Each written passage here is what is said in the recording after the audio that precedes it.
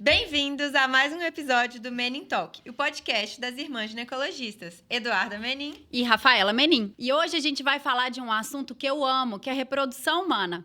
Vocês sabiam que desde o nascimento da Louise Brown, em 1978, já são mais de 10 milhões de bebês nascidos por fertilização in vitro? Só ano passado no mundo foram mais de 2,5 milhões de ciclos de fertilização. Então, para a gente conversar mais sobre esse assunto, eu convidei hoje a Ana Luísa Menezes, que é a gerente nacional operacional de embriologia do Grupo Huntington, minha colega de trabalho lá na Huntington Procriar, para a gente falar mais sobre esse assunto fascinante. E eu falo muito com os pacientes que é lá no laboratório que a mágica acontece. Bem-vinda, Ana. Conta pra gente, Ana. São 15 anos de experiência na área de reprodução. Fala um pouquinho da sua formação e o que te levou para a embriologia.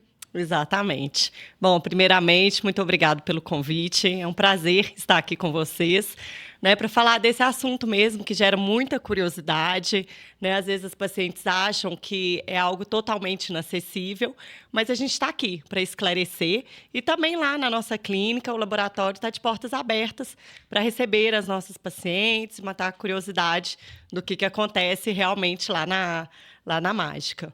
Então, como vocês falaram, realmente eu tenho mais de 15 anos, né, que eu trabalho com reprodução humana. Me formei em biologia, né, mas sempre que eu comecei esse curso, eu já sabia que eu queria mexer ou com genética ou com reprodução. E aí, então, na época de estágio, eu consegui primeiramente um estágio em um laboratório de genética. E lá nesse laboratório, eu não tive muita certeza de que eu queria seguir nesse caminho. E aí eu busquei alguns cursos, né, na área de reprodução. E quando eu fiz o meu primeiro curso, que foi de análise de espermograma, eu falei, é isso. Apaixonou. Apaixonei. Amor à primeira vista, realmente. E aí, nisso, fiquei buscando, né, algum tipo de estágio também nessa área.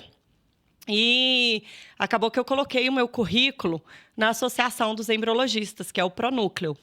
Coloquei o meu currículo lá no site da Pronúcleo. E aí, a coordenadora da época da Procriar viu o meu currículo, viu que, inclusive, eu morava perto da clínica, resolveu me chamar. E aí, quando eu cheguei lá no dia para fazer a entrevista, acabou que eu também tive a oportunidade de ver ela injetando um óvulo. E aí, quando eu vi aquela cena, só faltou chorar. Só não chorei para demonstrar uma maturidade, que na época eu não tinha. Na época eu não tinha essa maturidade, mas acabei demonstrando. E aí, comecei como estagiária. E aí, também, né, com o propósito de Deus, as coisas foram encaminhando, fui conquistando, né, as posições. E hoje eu estou aí de gerente nacional operacional do Grupo Huntington. Então, assim, né, estou muito feliz também com esse novo cargo e novo desafio. E espero aí levar todos os nossos padrões para todo o nosso grupo. Ah, com certeza. Se tem uma coisa que a gente pode se orgulhar, é do padrão do laboratório do Grupo Huntington. E isso é um diferencial enorme. Eu falo muito isso com as pacientes. A parte médica, claro, faz muita diferença, faz.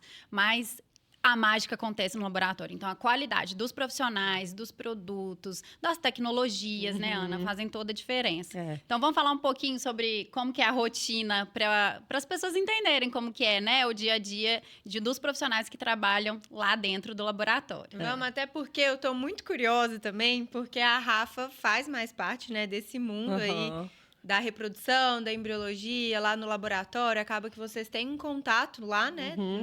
Durante o trabalho mesmo, conversam entre si. Só que eu tô acostumada com os bebês já dentro da barriga. Então, a Rafa vai, coloca o bebê dentro da barriga e eu só pego depois. Então, hoje também quero aprender muito, tenho muita curiosidade de saber. E vamos começar, então, como que é a rotina dentro do laboratório, quais são os profissionais que trabalham lá, e conta um pouquinho pra gente do que vocês fazem no dia a dia. Isso. Então, assim, lá no nosso grupo, a gente tem uma frase muito forte, que é: o laboratório é o coração da clínica, né? Então, assim, realmente o que vai fazer a maior diferença dentro do tratamento dos casais ou dos pacientes, né? Então, assim, normalmente, quando a gente começou na área, a maioria dos embriologistas eram biólogos, né? Porque a biomedicina ainda não era tão forte como profissão, tá? Mas atualmente vem ganhando bastante espaço. E, assim, eu até te falo que eu tenho uma preferência por contratar biomédicos do que biólogos. Porque na biologia a gente acaba estudando tanta coisa que não tem um foco muito específico para essa área mais de reprodução, né? E na biomedicina já tem até matérias ligadas à reprodução e também vem junto um pacote aí de análises clínicas que é bem importante também para o nosso dia a dia. Então, assim, hoje eu busco mais profissionais da biomedicina, mas, assim, de regra geral e, assim, de legislação, qualquer profissional da saúde pode ser um embriologista, tá? Claro, desde que tenha cursos ou tenha uma pós-graduação, né? Ou faça algum estágio na área antes de iniciar. Mas, assim, de regra geral, de legislação, qualquer profissional da área da saúde. No meu caso, eu opto mais realmente pelos biomédicos, tá? E assim, para trabalhar como embriologista tem que gostar de rotina. Porque organização e rotina, porque as coisas praticamente acontecem sempre as mesmas coisas, nos mesmos horários, fazemos da mesma forma para tudo sair conforme o padrão, né? Então, assim, normalmente a gente sempre começa com a avaliação dos embriões, que é o momento que a gente olha para eles e vê como eles estão. Quantidade de células, se tem fragmentação, os aspectos, né, gerais dos embriões e dos óvulos. Então, a gente começa com essa parte, até também para já dar a notícia para o médico e para o paciente de como está evoluindo, porque as pacientes ficam muito ansiosas para poder. Já fico olhando lá o tempo inteiro, será que já saiu o relatório? Chegou a notícia? E assim, fala, é para passar assim. Meia horinha que a gente saiu ali da rotina, normalmente já tem alguém ligando, querendo essa informação. Então, a gente começa sempre com essa parte. Hoje, a gente tem, por exemplo, as incubadoras time-lapse, que nos permitem ter mais uma mobilidade desse horário de avaliação. Mas a gente gosta de seguir esse padrão mesmo para já falar logo com as pacientes, passar para os médicos e finalizar essa parte e também a gente dar as condutas. Né? Então, se vai ser uma biópsia, se vai ser um congelamento. Então, isso é o primeiro passo da rotina. Você falou das incubadoras aí, time-lapse, né? Conta pra gente um pouquinho o que é essas incubadoras, como que elas funcionam. Então, as incubadoras time-lapse são as incubadoras com mais tecnologia que a gente tem no mercado. E eu brinco assim, né, falando para as pacientes, como se fosse um Big Brother do cultivo. Né? Então, fica ali filmando o tempo inteiro esses embriões. E aí, a gente pode, a qualquer momento, acessar na tela e ver como eles estão. E também, no final, gera um vídeo desse desenvolvimento. Então, assim, as pacientes amam, né, depois da transferência, receber esse vídeo. E, assim, apesar de todo esse glamour, né, que envolve essa incubadora, o fator principal é em relação ao cultivo, que a gente não precisa retirar os embriões da paciente da incubadora, ir até o microscópio para poder fazer a avaliação. Então... um parênteses aqui, gente, que eu explico isso muito para os pacientes, né? Porque quando o embriãozinho ele tá numa incubadora, é justamente para simular como se ele estivesse dentro do ambiente pélvico, dentro da trompa. Então, tem que ter uma temperatura constante, em torno de 37 graus. Controle dos gases, né? No nosso ar ambiente é 21% de oxigênio. Dentro da trompa tem uma baixa tensão de oxigênio. Então, tem que otimizar, né, Ana? Esse ambiente tem que ser todo otimizado para o embriãozinho desenvolver da melhor maneira possível. Então, a incubadora tradicional, o embriãozinho fica lá dentro, mas nos dias de avaliação, momentaneamente, rapidinho, mas ele é retirado daquele ambiente para ser levado para o microscópio ser avaliado. E aí a time-lapse a embrioscópio time-lapse tem essa vantagem do embriãozinho ficar lá o tempo todo, ele não precisa sair. E aí, então, agora eu já entendi, são aqueles videozinhos lindos que aparecem. Exatamente. Então, assim, tem o glamour, mas tem o científico muito forte envolvido nessas incubadoras. Tá? E aí, então, depois das avaliações dos embriões, a gente vai partir para a coleta dos óvulos, né? Então, é o momento que o médico vai fazer a retirada dos óvulos lá nos folículos, né, do ovário da paciente, leva esse líquido folicular para dentro do laboratório e a gente vai achar os óvulos ali naquele líquido. E é assim, achar mesmo. Tem que ficar lá procurando. E é imediatamente. Coletou, Exato. Isso. Por exemplo, né, eu tô na sala da coleta, a paciente está sedada, tem 2 enfermeiras que ficam lá com a gente, uma auxiliando e uma que vai ser responsável por levar os tubinhos para o laboratório. E eu fico com o telefone e as meninas do laboratório vão dando notícia. Doutora, óvulo positivo. Né? Então, cada folículo vai ter um óvulo, no máximo, né? Eu falo que é 0 ou 1.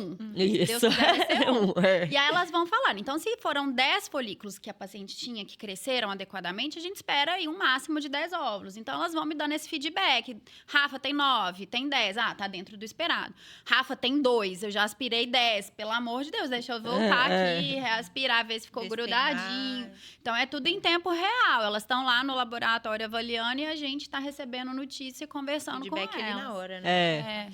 E paralelo a isso, tem a coleta do sêmen, né? Então, enquanto a gente está coletando os óvulos, o marido está coletando o espermatozoide, né? Então, aí a gente também faz o preparo desse espermatozoide para depois de 3 horas a gente unir, né, o óvulo com o espermatozoide.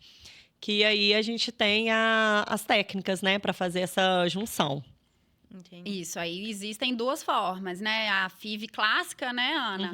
Que é preparar os espermatozoides, mas deixar eles em torno do óvulo. E aí, eles que têm que romper a zona pelúcida e fertilizar. E aí que é que a gente mais faz, né? Que é pegar o espermatozoide com a agulhinha e enfiar ele dentro do óvulo, literalmente, né? Assim, são as 2 técnicas que são utilizadas, né, para fazer essa união do espermatozoide com o óvulo.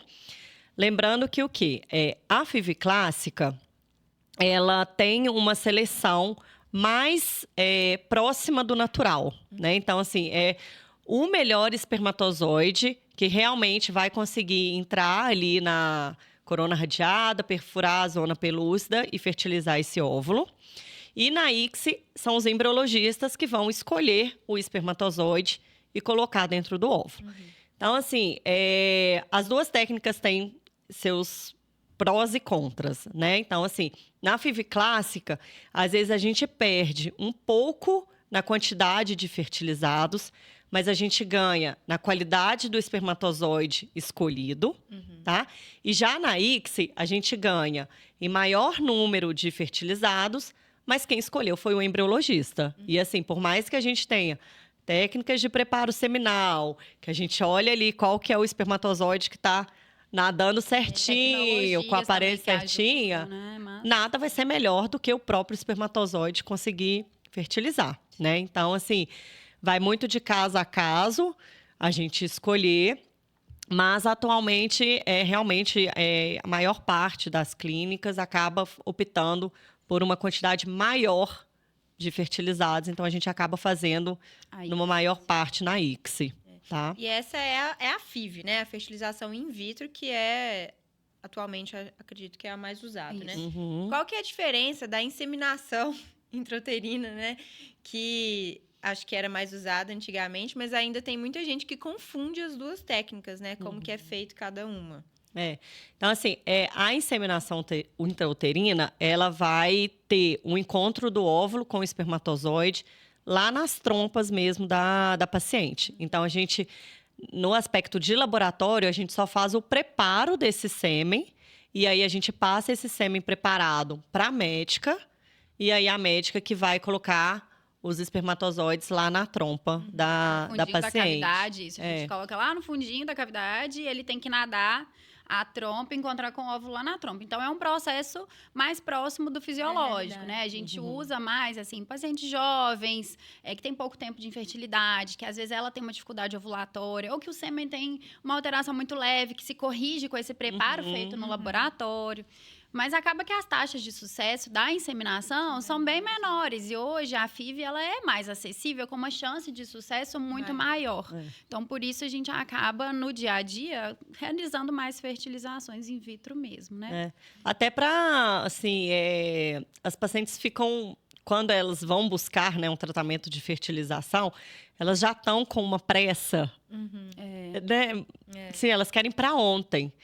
Então, assim, até passar por ciclos de inseminação, para depois, se não der certo, partir para uma fertilização, às vezes elas já preferem encurtar esse caminho, né, Rafa? Exato. E a hora que é exposto ali para ela também as taxas, né? Percentual mesmo de taxa de sucesso.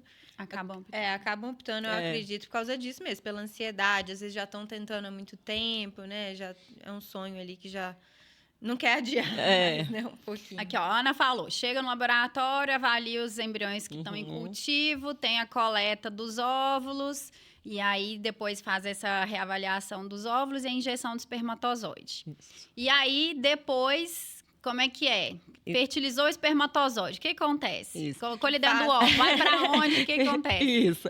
Aí depois, então, que fertiliza, que é o momento que eles vão para as incubadoras, né? E ali, o cultivo, ele dura em torno de 7 dias, tá?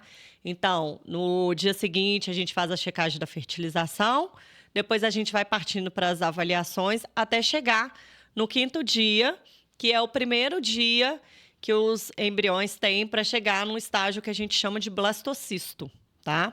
E aí que são os momentos que vão acontecer as condutas, ou de biópsia embrionária, ou então do congelamento. E aí esses embriões vão ter D5, D6 e D7 para poder atingirem esse estágio para serem congelados, ou também em alguns casos assim atualmente mais específicos, fazer a transferência a fresco. Exato, que aí a gente já pega esse embriãozinho, o útero da mulher já está preparado e a gente já coloca. Acaba que a maioria dos ciclos, igual a Ana falou, a gente faz com embrião congelado, para a gente poder depois preparar o útero para receber esse embriãozinho. Depois que o útero está pronto, a gente descongela o embrião, que é outra função, né, do biologista, que é o descongelamento, né?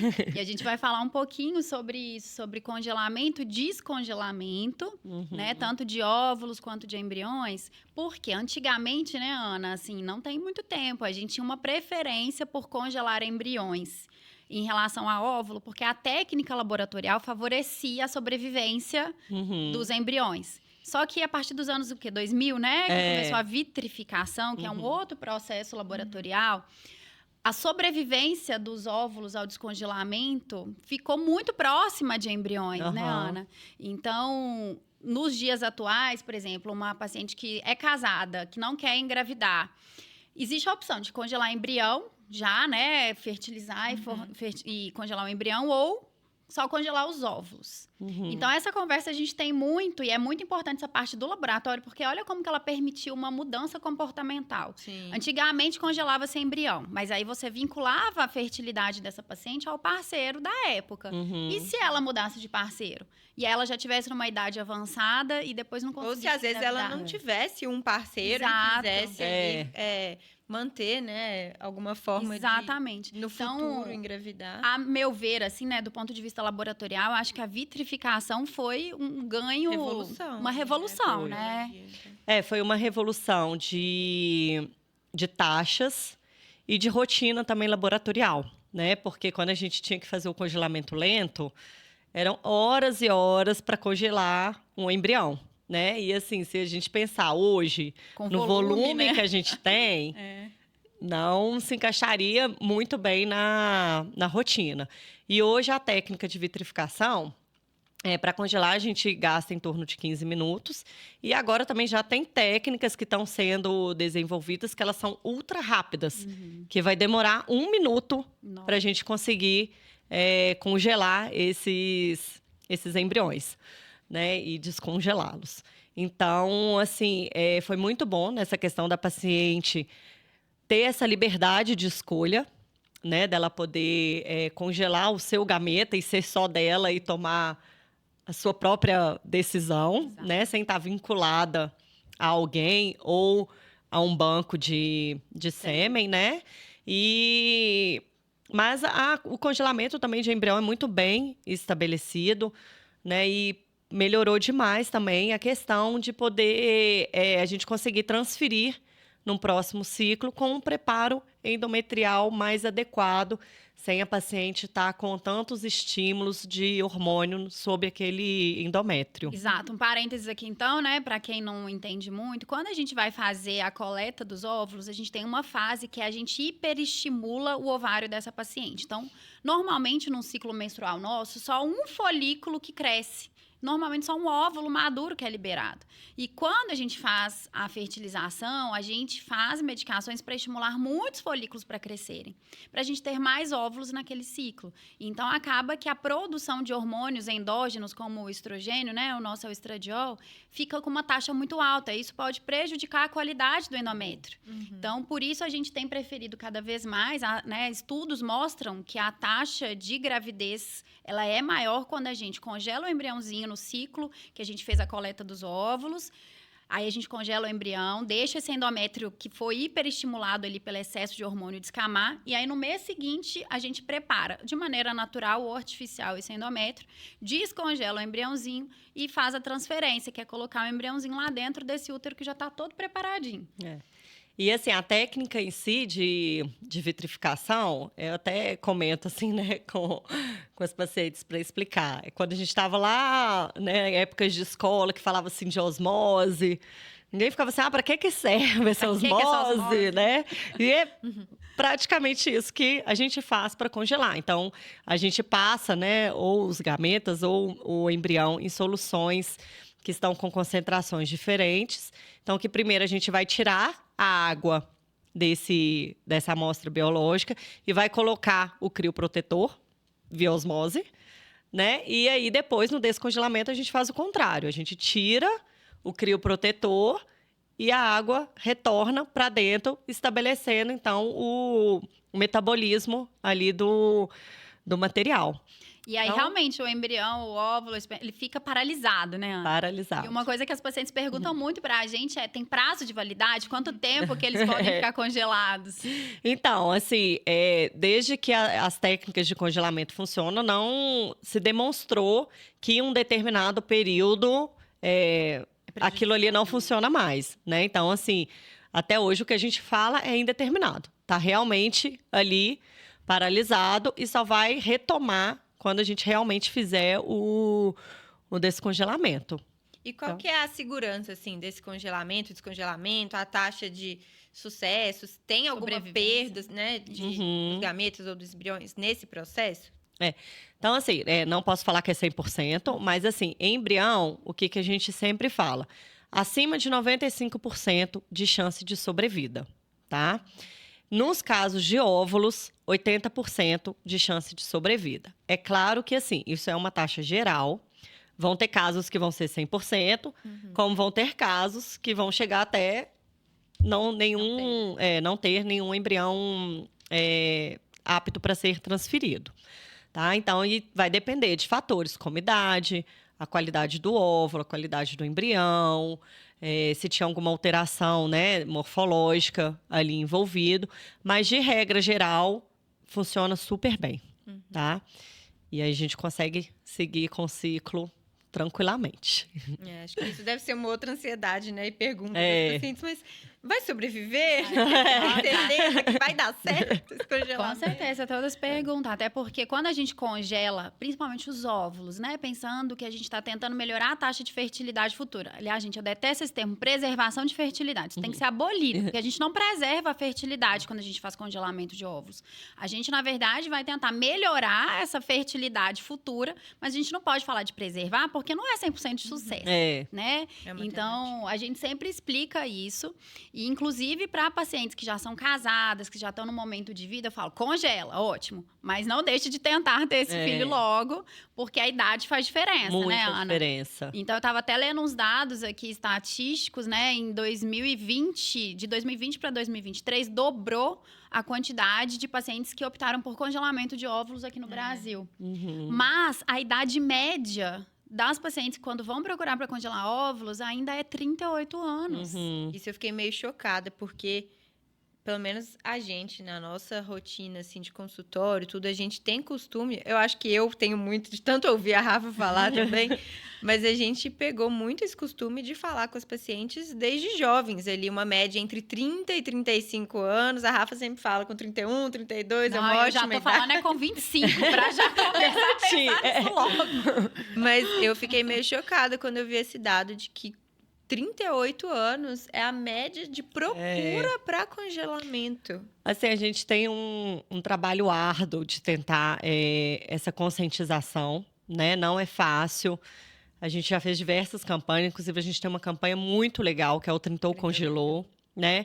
Então, assim, é realmente tentar conscientizar mesmo as mulheres que a idade é o principal fator para a queda da fertilidade, né? Então, assim, a gente tenta, mas também a gente sabe, a gente consegue entender também a dificuldade de, às vezes, uma mulher de 30 anos, solteira, conseguir ter esse acesso, né?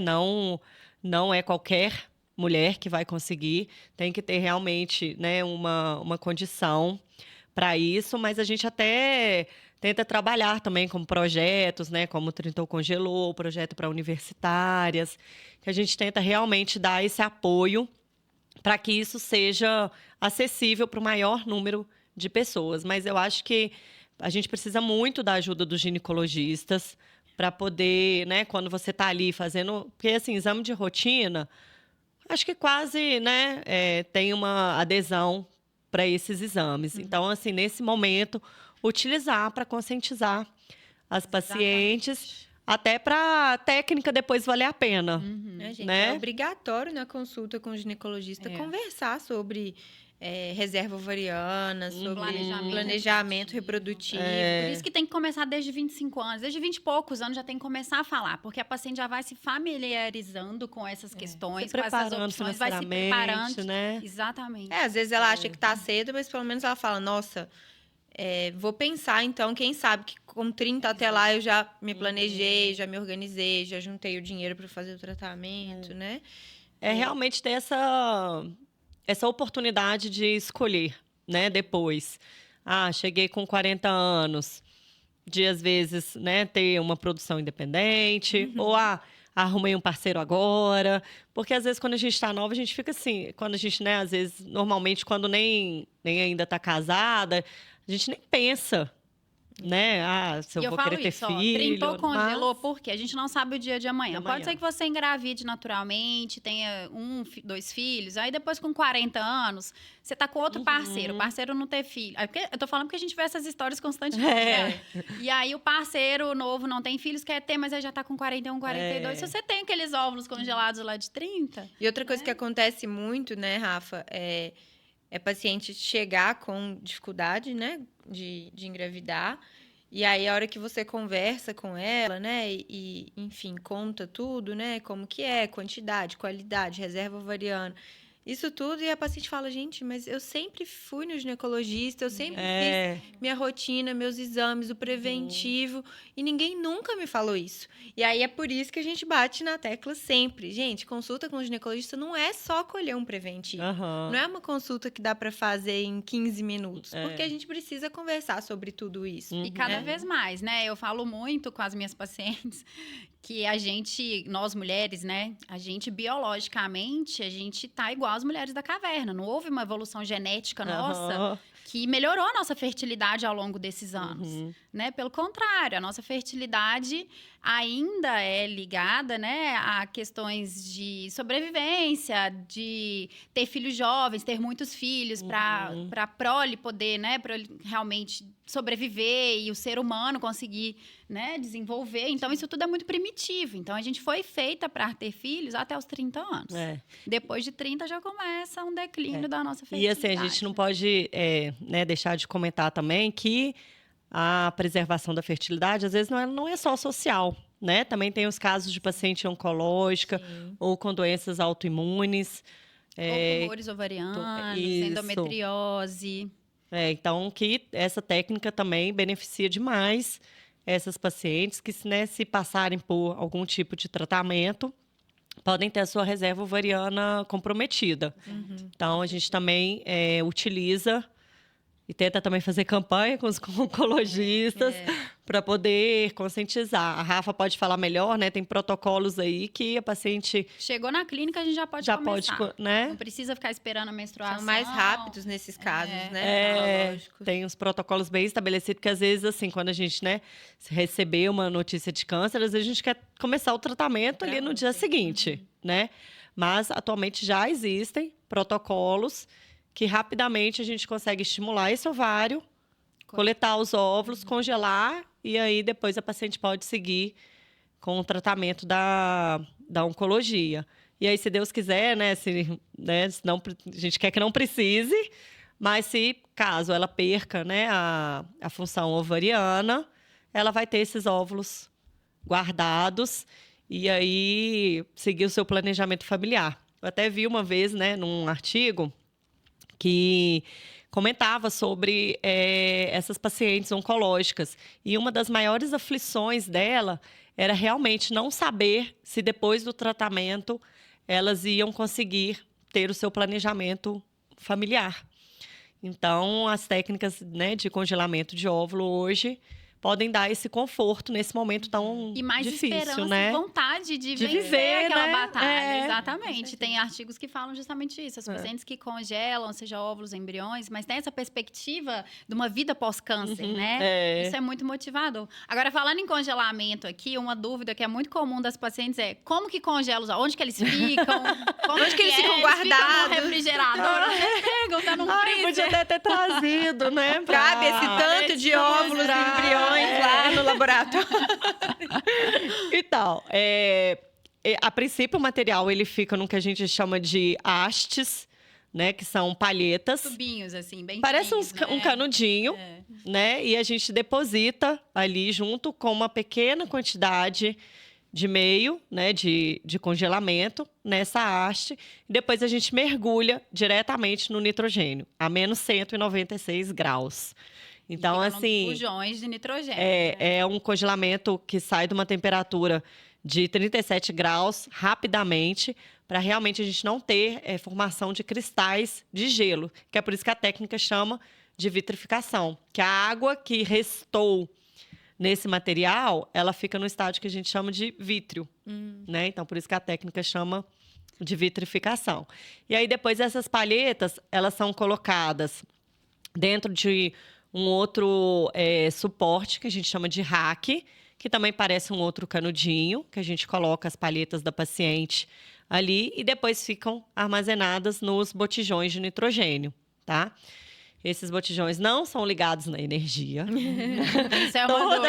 Porque vai que acaba a energia. O que vai acontecer?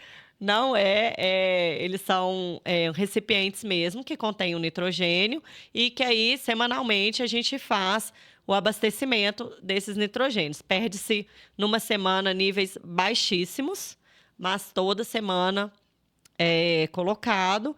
E também, lá na clínica, a gente tem um monitoramento 24 horas desses botijões, através de sensores, que se por acaso tiver uma queda de temperatura, toca alarme, chega no celular, chega no e-mail, a gente sabe que aconteceu alguma coisa. Nunca aconteceu, mas tá tudo preparado. Tá tudo preparado para não ter nenhum tipo de E aí, intercorrência. em cada tubinho desse que você falou, fica ou um embrião ou um gameta.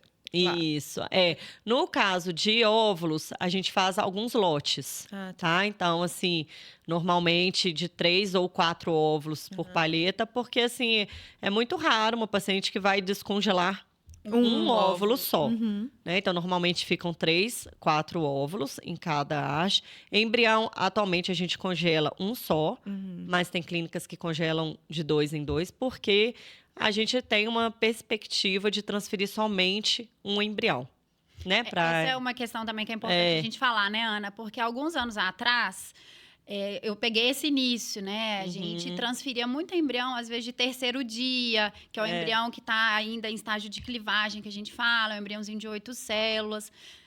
a gente pensava assim, ó, dentro do útero é o melhor lugar. Então, chegou em terceiro dia, põe lá dentro e vamos ver o que vai acontecer. Só que hoje, a qualidade técnica dos laboratórios são muito boas.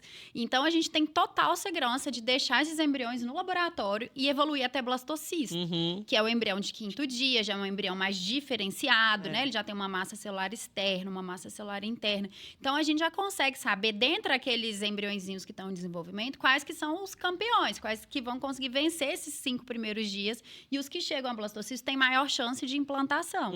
Então, são embriões que têm mais chance de gerar a gravidez, né? Então, a diferença também do laboratório é isso, gente. Eles dão essa segurança pra gente. Hoje, a gente sabe, se não desenvolver no laboratório até blastocisto, não... dentro do útero ia ser a mesma coisa. Então, você já sabe ali, né? Então, antigamente, até congelava mais de um por palheta. Por quê? Porque a gente transferia mais de um embrião para tentar aumentar a chance de dar certo aquela gestação. Só que hoje a gente tem muito mais segurança. E a tendência mundial hoje é de transferência de um embrião único. Por quê? Porque o blastocisto é um embrião de mais chance de implantação. E a gente quer diminuir os riscos também, né? De gestações gemelares, trigemelares. Então, isso tudo é pensando em segurança. E aí, hoje, realmente, né, lá na clínica, a gente congela um embrião por palheta para a gente ter essa opção de transferir um só.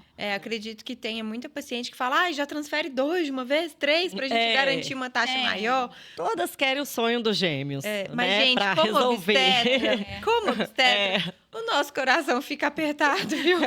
A gente conversa muito. Primeiro, a gente tem que ver se a paciente tem indicação ou contraindicação à gravidez de gêmeos. Não, se ela não puder correr fatores risco nenhum, de risco, a gente vai transferir um. A questão, né, da gravidez de gêmeos é uma gravidez de mais atenção, uma gravidez de alto risco. O pós-gravidez, que a gente que tem filho, a gente sabe como que é depois. Então, isso tudo a gente conversa com o casal. E quantos embriões também o casal teve. Quando o embrião tem quando o casal tem muitos embriões, né, tem muita opção ali, a gente até, às vezes, coloca 2 e tudo. Mas se tiver 2, 3...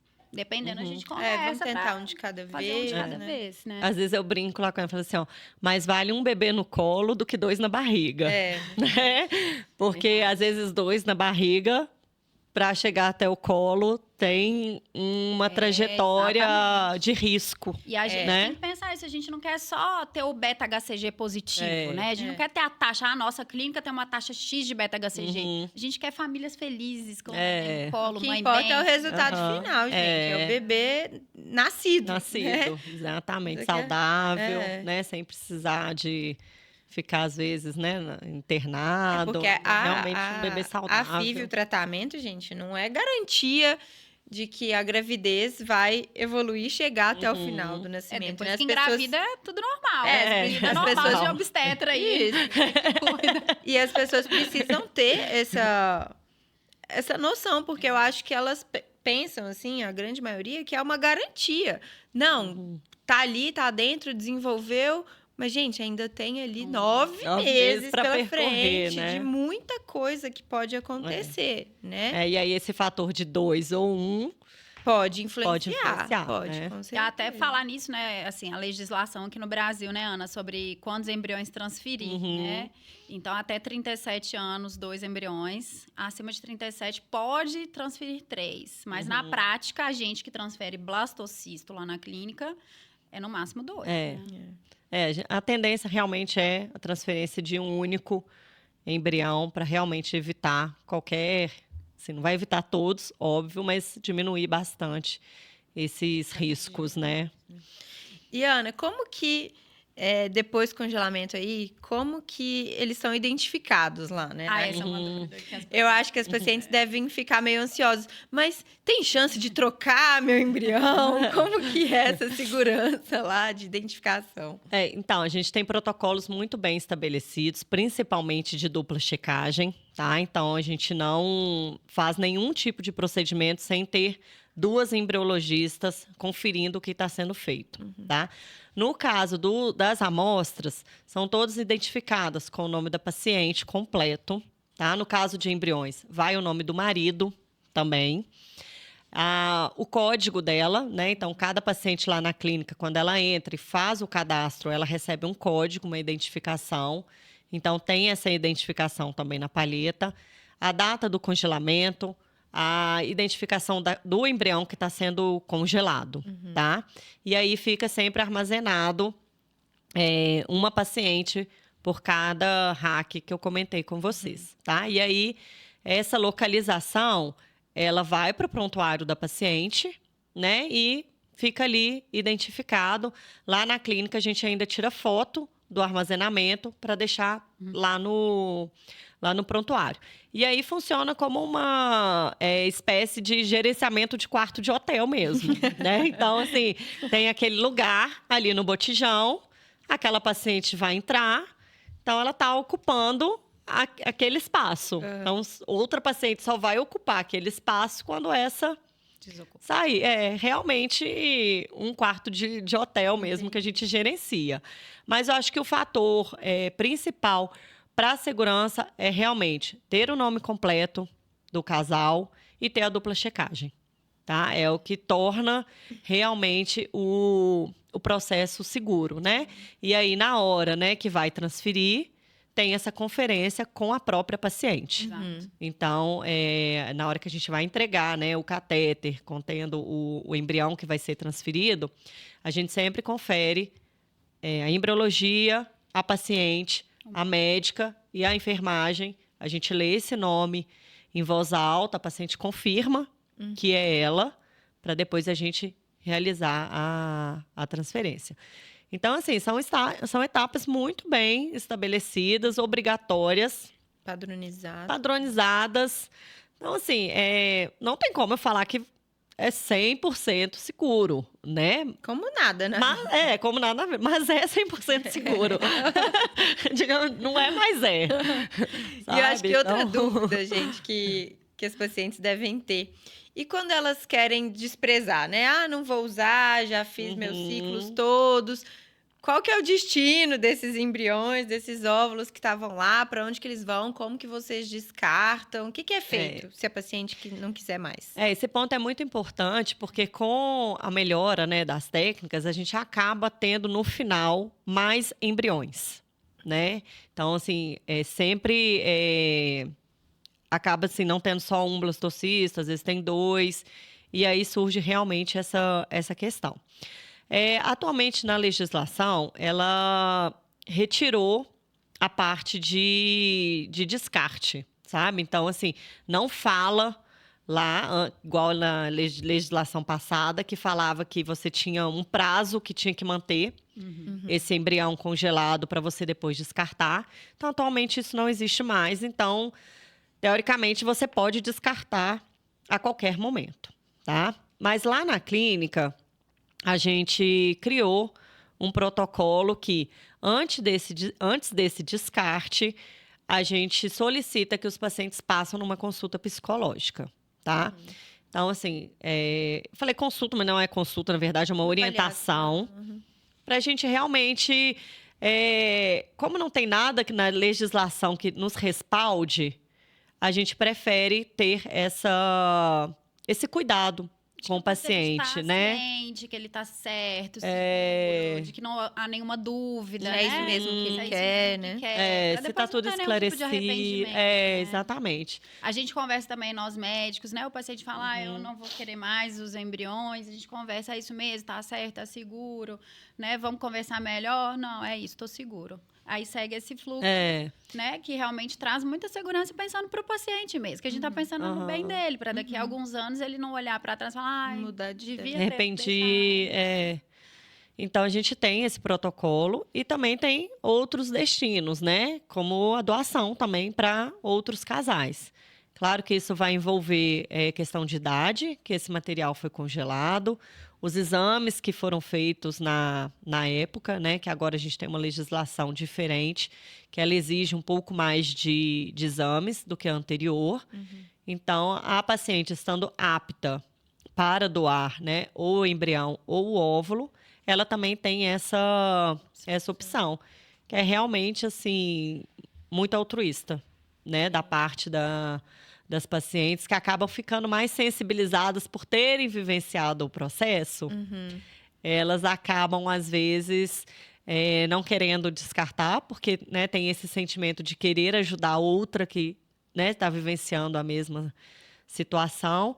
E também, às vezes, questões religiosas, né? Que a religião mesmo da paciente acha que não é devido fazer o descarte. E aí também elas optam pela doação para outros casais. Então, é basicamente esses 2 destinos. Ou doação para outro casal infértil, ou então o descarte dessas amostras. Entendi. A Ana falou nessa questão, né, de religiosidade. Isso é importante a gente falar que na consulta médica é fundamental, né, a gente conversar sobre isso com o paciente. Porque tem casais que vão falar, doutora, a minha religião, eu prefiro, né, devido às minhas crenças, não ter o descarte de embrião. E às vezes é uma paciente jovem que tem muitos folículos, né, pode ter o potencial de ter muitos óvulos e muitos embriões. Então, quando é assim, a gente já vai, talvez, pegar mais leve na indução, não vai querer uma quantidade de óvulos muito grandes para não ter uma questão de número de embriões também sobrejacentes, que vai trazer essa angústia para a paciente. Então, é importante a gente ressaltar, porque tem muitos casais que, às vezes, têm algumas crenças religiosas e que ficam com medo de fazer um tratamento reprodutivo. Mas, gente, a gente respeita todos os tipos de religião, a gente compartilha as decisões com os pacientes, né, Ana? A gente é super aberto a entender as questões individuais de cada um, para a gente poder adaptar o tratamento para cada realidade, né? A gente estava até comentando antes, né, Rafa, como a ciência e a religião, elas estão juntas, né? Então, assim, a ciência vai ajudar ali na parte técnica, tudo mais, mas a religião, ela vai andar junta, né? De acordo com a sua crença, sua fé, o seu pensamento perante aquilo, que vai te trazer um conforto emocional, que às vezes até ajuda, né? Você vivenciar tudo isso de forma mais leve. Então, é bem importante tratar realmente esse assunto na hora que vai tomar essa decisão de fazer esse tratamento, né, de fertilização. E a gente tinha pedido a Ana para pensar num caso que tocasse, ela tivesse, né, tocado a história dela na medicina reprodutiva. E eu queria que ela contasse essa história que ela selecionou pra gente, porque fala um pouco disso também, da fé, né? Então, era uma paciente que ela tem uma idade mais avançada e ela é muito religiosa, né? E assim, claro, eu tenho a minha fé, mas a minha fé ela não se baseia em nenhum tipo de religião. E eu fiquei extremamente encantada com a fé dela. Realmente, assim, ela bota a fé acima da ciência, né? Então, assim, é uma paciente com a idade avançada, ela já tinha feito 2 transferências, e quando ela foi fazer a 3ª transferência, a gente questionou ela por que ela não faria uma análise genética desses embriões. E eu não esqueço que ela me respondeu, que ela falou que ela estava aberta para receber o que Deus tinha para ela. Isso me tocou demais, né? De ver aquela mulher tão cheia de esperança mesmo, diante de um cenário tão difícil, né? E ela é uma paciente que sempre que vai fazer o ciclo, ela vai no laboratório, ela pede para ver os embriões ali na incubadora, ela faz uma oração junto com o marido. E, assim, uma paciente que eu torço demais e que, se Deus quiser, vai dar tudo certo. Eu até falo isso com ele, falo assim, não, se Deus quiser, vai dar tudo certo. Eles me respondem, já deu. Então, assim, para mim, que não tenho essa religiosidade tão forte, me emociona ver como que traz um conforto, né, para as pacientes. E isso é muito bonito, né, Ana? Assim, porque realmente muitas pessoas acham, né, que a gente trabalha numa área que vai contra, né? Que ou é a religião ou é a ciência. E não é, né? Eu também sou uma pessoa de fé muito grande e, né, assim, Deus acima de tudo. Eu falo isso muito, que realmente a fé dos casais, a nossa fé, ela vai confortar a gente diante do melhor cenário, e às vezes no cenário mais difícil, que a gente vivencia situações difíceis com as pacientes, né? E a medicina, principalmente a medicina reprodutiva, eu vejo assim, ela é muito surpreendente. O que eu amo é isso, por quê? Porque não é uma ciência exata. Às vezes tem situações que a gente fala, esse casal aqui tá mais favorável, esse aqui já é mais difícil, e aí o que era mais difícil engravida, né? E é muito lindo isso. Tem coisa que não dá para explicar pela ciência mesmo, né? Por mais que a gente faça a nossa parte, na hora da transferência embrionária, é muito emocionante. Eu fico muito emocionada nas transferências, porque eu falo isso com as pacientes. Olha, o que a gente podia fazer aqui, a gente fez. Agora a ciência fez, você fez, a gente fez. Agora, ela é em cima. O dom da vida vem lá de cima. Por mais que a gente coloque o espermatozoide dentro do óvulo, que a gente veja aquele embriãozinho no laboratório, a gente não tem o dom da vida. É lá de cima que vai vir esse dom. Exatamente. Então, assim, foi o caso realmente que mais me tocou e me criou, né, uma sensibilidade para esse lado. Então, fico muito feliz de fazer parte e tentar ajudá-la. Ai, gente, que bate-papo mais gostoso. Né? Eu posso ficar aqui horas. Nossa, eu aprendi muito. Eu matei várias curiosidades. Eu tenho certeza que vai ter muita dúvida, gente querendo fazer perguntas também. Mandem as perguntas pra gente, que se tiverem mais dúvidas que vocês quiserem saber, a gente convida a Ana de novo para falar mais ainda sobre esse mundo fascinante da medicina reprodutiva lá do laboratório. Pode deixar as perguntas nos comentários, gente, que aí, se der, a gente vai respondendo nos comentários mesmo, a gente manda para a Ana para responder a gente. E fiquem ligados que vem muito mais bate-papo por aí. Obrigada, meninas. Foi um prazer participar aqui do Many Talks. Adorei a iniciativa. Espero aí que seja um programa próspero, né? Que venham mais e mais episódios para os pacientes terem realmente informações de qualidade com vocês que são médicas maravilhosas, científicas e éticas. Obrigada, Ana. Um beijo, pessoal. Tchau, gente.